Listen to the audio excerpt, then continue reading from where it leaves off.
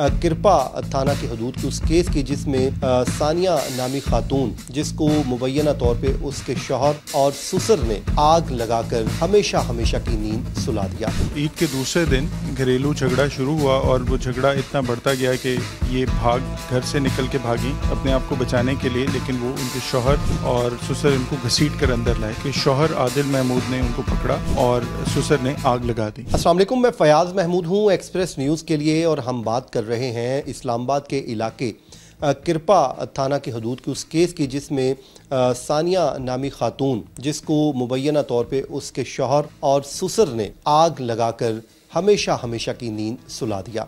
1 माह तक वो अपनी ज़िंदगी की जंग हॉस्पिटल में लड़ती रही, लेकिन उसके बाद वो इस दुनिया से तो चली गई, लेकिन ऐसा एविडेंस ज़रूर पीछे छोड़ गई, जिसके बाद मुल्ज़मान इस वक्त अडयाला जेल में हैं और उनकी दरख्वास्तें जो ज़मानत के लिए उन्होंने रुजू किया था वो भी मुस्तरद हो चुकी हैं। ये अदालती केस है और उसके अलावा इस केस में क्या कुछ हुआ, हम इस केस की से मुतालिक बात करेंगे। इस वक्त हमारे साथ मौजूद हैं उस खातून के जो इस वक्त दुनिया में तो नहीं है, उनके वकील मुनीर एडवोकेट साहब। हम उनसे जानते हैं कि ये केस हुआ कब, कैसे हुआ और इस वक्त अदालती महाज पर इस पे क्या पोजीशन है। अस्सलाम वालेकुम सर, ये वाक़या क्या है, पहले तो वो वाक़या बता दीजिए और ये कब पेश आया, क्या ईद के रोज़ ये वाक़या पेश आया? जी फयाज साहब, हुआ ये था कि 8 जून को ईद के दूसरे दिन घरेलू झगड़ा शुरू हुआ और वो झगड़ा इतना बढ़ता गया कि ये घर से निकल के भागी अपने आप को बचाने के लिए, लेकिन वो उनके शौहर और ससुर इनको घसीट कर अंदर लाए। इस बात के गवाह भी मौजूद हैं और उन्होंने पुलिस को स्टेटमेंट भी अपनी दी। जब ये दोबारा इनको अंदर लेके आए हैं तो फिर वो मारपीट इस हद तक बढ़ गई, तशद्दुद इस हद तक बढ़ गया कि एक स्टेज वो आई कि शौहर आदिल महमूद ने उनको पकड़ा और ससुर ने आग लगा दी और उसके बाद शायद वो 2 घंटे तक वहीं तड़पती रहीं, लेकिन क्योंकि गांव में शोर हुआ, पड़ोस से लोग आए और फिर इवेंचुअली शायद पब्लिक प्रेशर भी था कि वो इनको अस्पताल लेके गए और रास्ते में भी ये कहते रहे कि हम तुम्हारे बेटे को मार देंगे। सानिया बीबी की जो शौहर हैं आदिल महमूद, उनसे एक बेटा है जिसका नाम मुराद है और उम्र 11 महीने। अस्पताल आने के बाद उन्होंने ये रिकॉर्ड ज़ाहिर किया कि ये सिलेंडर से आग लगी है, लेकिन जब क्योंकि उसी गांव में सानिया के वालिदैन थे, फैमिली थी, जब फैमिली अस्पताल पहुंची तो सानिया को थोड़ी तसल्ली हुई कि मेरे घर वाले आए हैं, तो उसने सच बता दिया कि दरअसल ये वाक़या हुआ, जिसके बाद पुलिस को इंटीमेट किया गया। पुलिस ने स्टेटमेंट ली और सानिया बीबी की मुद्दत में FIR दर्ज हुई। शौहर को भी अरेस्ट कर लिया गया और उसके बाद उसके ससुर ने इंटरिम बेल कराई थी, लेकिन वो एक्सेप्ट नहीं हुई और फाइनली उनको भी अरेस्ट कर लिया गया। ड्यूरिंग रिमांड पुलिस को वो बोतल भी रिकवर हो गई, वो लाइटर भी रिकवर हो गया और वो मोटरसाइकिल जिससे पेट्रोल निकाला था वो भी रिकवर हो गया। इसके बाद सानिया का तो ट्रीटमेंट रहा, लेकिन 2 बड़ी इंपॉर्टेंट डेवलपमेंट्स हुई। एक ये कि 164 की जो स्टेटमेंट होती है उसकी फ़याज़ साहब बहुत ज़्यादा लीगल वैल्यू है, क्योंकि वो एरिया मैजिस्ट्रेट लेता है। तो एरिया मैजिस्ट्रेट ने उनकी स्टेटमेंट ली in the presence of a doctor at PIMS, तो वो साइन है बाकायदा, सानिया के भी अंगूठा लगा हुआ है, डॉक्टर के भी साइन है और मैजिस्ट्रेट के भी साइन है। वो स्टेटमेंट एक तरह से उसकी डाइंग डिक्लेरेशन भी बनी, क्योंकि उसके बाद उनका इंतकाल हो गया। लेकिन वेरी नेक्स्ट डे सानिया बीबी ने एक वीडियो रिकॉर्डिंग की जो कि अदालत में भी चलाई गई। उसमें उन्होंने वाज़े तौर पे कोई 3-3.5 मिनट की वीडियो, उसमें क्या कहा उन्होंने? जी, उसमें उन्होंने पूरा नरेट किया वाक़या कि ये झगड़ा हुआ, फिर मैं बाहर भागी, फिर दोबारा मुझे अंदर लाया गया और फिर शौहर ने पकड़ा और ससुर ने आग लगाई और उसके बाद रास्ते में भी जो मारते आए और कहा कि मैं मुराद को नहीं छोड़ूंगी। आखिर में उन्होंने prime minister of Pakistan Shehbaz Sharif साहब से अपील की और वो क्योंकि गांव की खातून थी, शायद उनकी नॉलेज ना हो, उन्होंने मरीम नवाज साहिबा को भी अपील की, क्योंकि वो एक खातून है तो उन्हें लगा होगा कि शायद मुझे इंसाफ दिला सकती हैं। तो उनकी अपनी स्टेटमेंट मौजूद है जिसमें एंड पे उन्होंने ये उनसे मदद की दरख्वास्त की। लेकिन वो क्योंकि इतना ज़्यादा ब्लीडिंग हो चुकी थी, उनको इंजेक्शंस लग रहे थे, हर दिन ड्रेसिंग होती थी, कि वो अल्टीमेटली वो सस्टेन नहीं कर सकी, इंजरी ज़्यादा थी और 10 जुलाई को उनकी डेथ हो गई।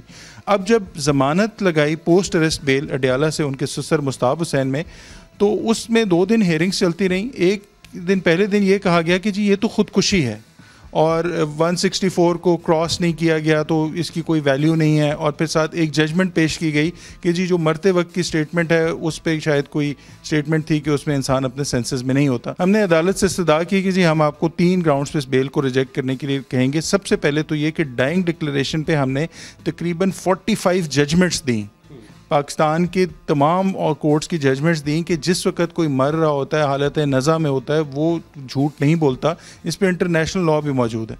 एक तो हमने जजमेंट्स दी, दूसरा हमने ये कहा कि इसका 11 महीने का बच्चा है, अगर ये बेल दे दी गई तो वो ब्लैकमेल भी करेगा और फिर जो 2 विटनेसेस हैं उनको टेम्पर करने की, डराने धमकाने की भी कोशिश करेगा।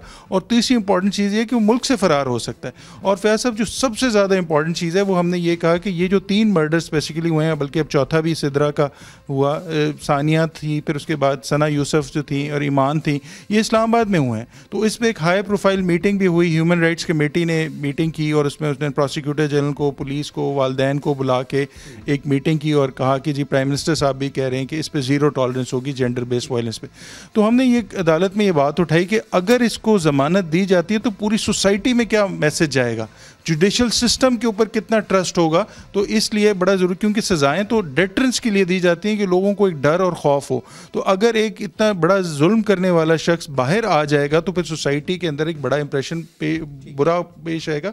आखिर में फैसल एक बहुत इंपॉर्टेंट चीज़ बताऊंगा कि ये जो तमाम चीज़ें हाईलाइट हुई हैं, इसमें मीडिया का बहुत पॉजिटिव रोल है। अगर मीडिया ना होता तो ये इस तरह के पता नहीं कितने वाक़यात हैं, उस पर कुछ भी ना हो सकता। तो मीडिया ने बहुत कंस्ट्रक्टिव रोल इसमें प्ले किया।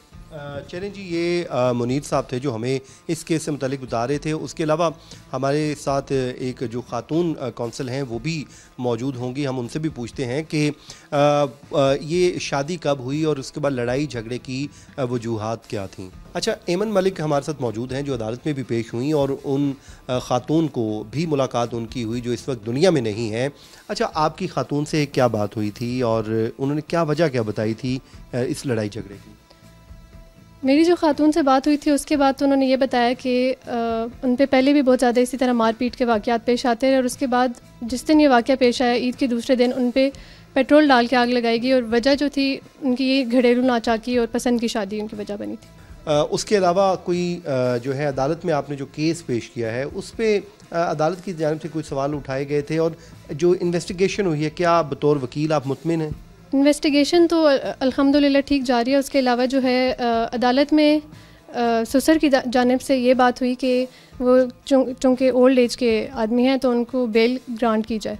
और हमारी तरफ से जो आर्ग्यूमेंट्स थे वो ये थे कि उनकी बेल ग्रांट नहीं होनी चाहिए क्योंकि एक तो उनके एब्सकॉन्डिंग का बहुत ज़्यादा चांस है, दूसरी बात ये कि उनसे बहुत सारी रिकवरी होनी है और इन्वेस्टिगेशन होनी है। तो इस जानिब से जो है अदालत की तरफ से भी केस उनकी पिटिशन डिसमिस हो गई। ठीक है। चलें जी, ये वो केस है जो हम सामने लेके आए हैं जिसमें सानिया इस वक्त दुनिया में नहीं है लेकिन वो आज भी इंसाफ की ज़रूर मुतलाशी हैं। मुझे इजाज़त दीजिए। अल्लाह हाफ़िज़।